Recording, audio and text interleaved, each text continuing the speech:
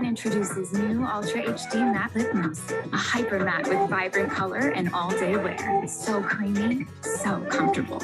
Why compromise when you can have it all?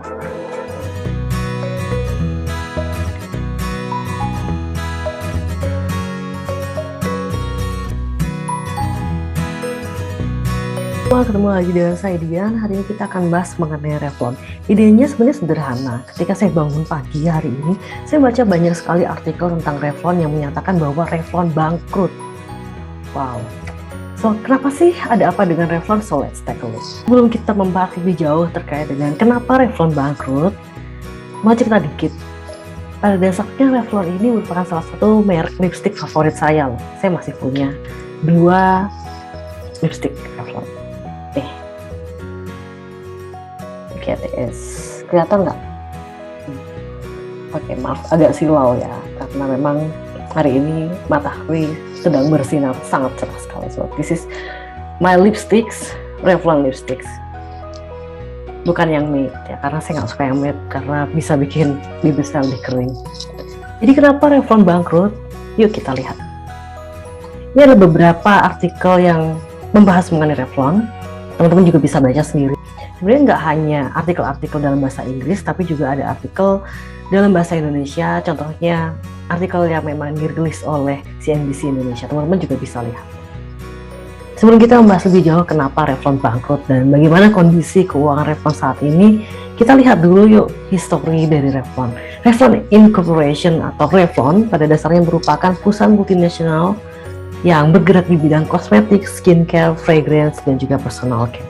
Nah, kalau teman-teman masih ingat, Britney Spears pernah ngeluarin parfum, terus kemudian juga Christina Aguilera. Pada dasarnya, parfum-parfum tersebut merupakan under dari Revlon. Nah, Revlon ini didirikan pada 1 Maret 1932 di New York, Amerika Serikat. Sudah sangat lama sekali kalau dihitung-hitung, sekitar 90 tahun yang lalu. Ini sudah sangat tua ya, kalau misalkan Revlon adalah manusia, dia sudah pada posisi mature, sangat mature sebenarnya.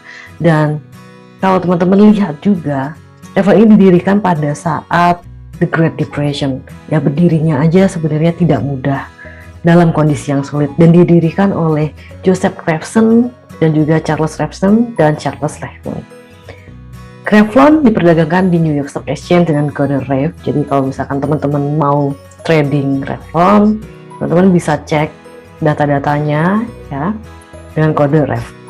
Dan Revlon ini IPO pada 28 Februari 96 di New York Stock Exchange dengan harga IPO yang lumayan tinggi ya, sekitar 24 US dollar pada saat itu, pada masanya. Nah, apa sih yang terjadi dengan Revlon saat ini? Nah, ini adalah summary dari saham Revlon yang saya tarik sekitar 5 tahun yang lalu untuk periodenya. Teman-teman bisa lihat bagaimana di sini Revlon memiliki nilai saham atau harga saham sekitar 3,73 US dollar ya. Turun yang cukup lumayan drastis dibandingkan dengan harga IPO-nya.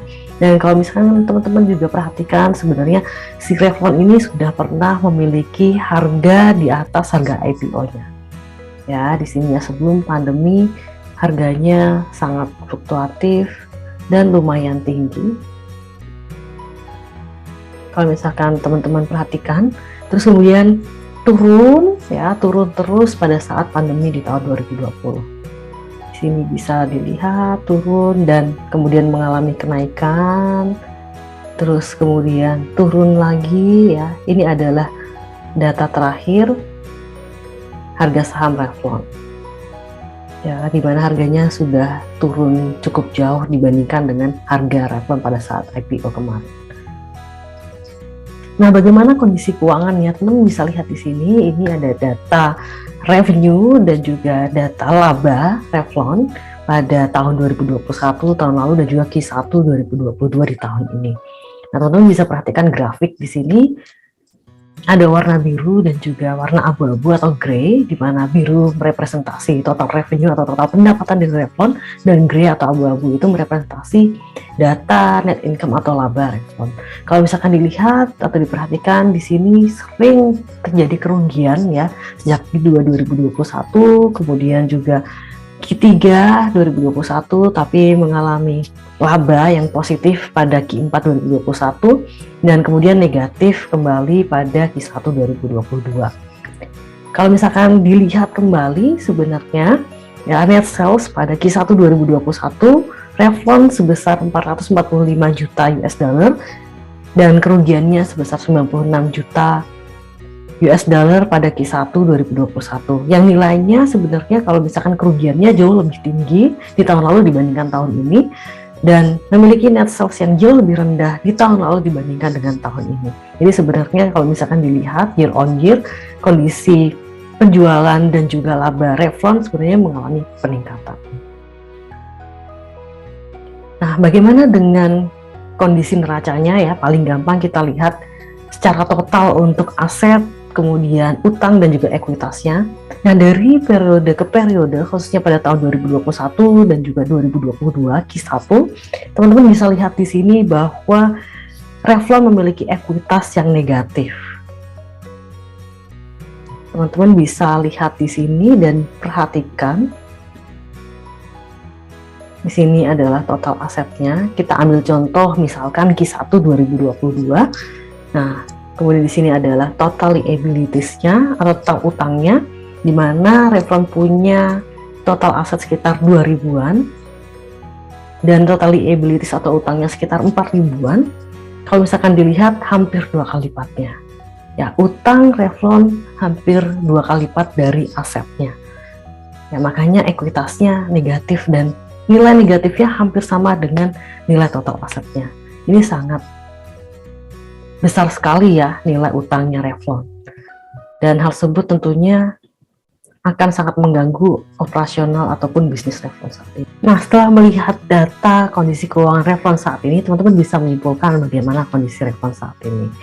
Dan sebenarnya kondisi-kondisi tersebut juga ditunjang oleh beberapa hal ya, dari beberapa artikel menyebutkan seperti di sini dicontohkan dari abc.net.eu bahwa Revlon dikatakan telah gagal mengikuti perubahan selera konsumen. Kira-kira benar nggak? Terutama bagi cewek-cewek ini yang penggemar lipstick.